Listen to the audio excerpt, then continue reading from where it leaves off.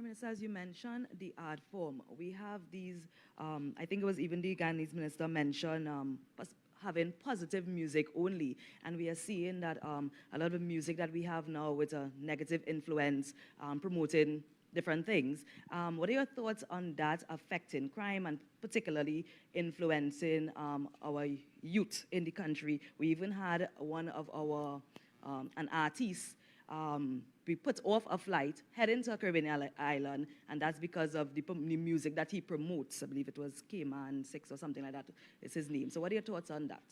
Well, I think the general consensus is that art, including music, has an effect on the human form and the human condition. And if the expression of that art, that music, is one that promotes and glorifies negative in the form of violence, then clearly it ought to be condemned.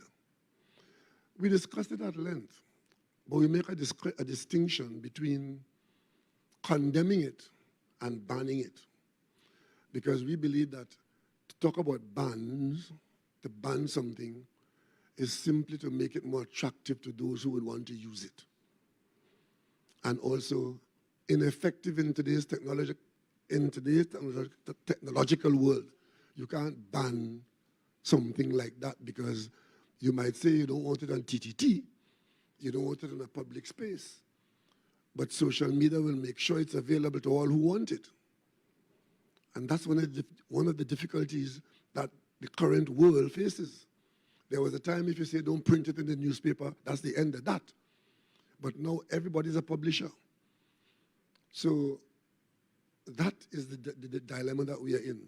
But to condemn art form that is appealing to the basis and to the derelict nature and appealing to our worst condition, especially if it is to encourage violence as an act to participate in.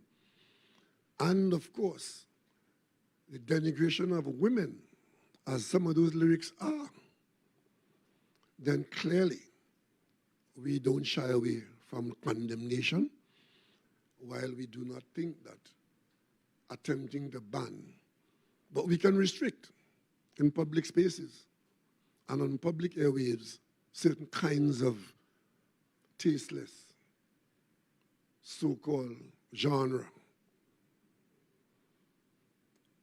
And we just have to be realistic. What is happening? What exactly is happening? And not be afraid to say, we accept or we don't accept.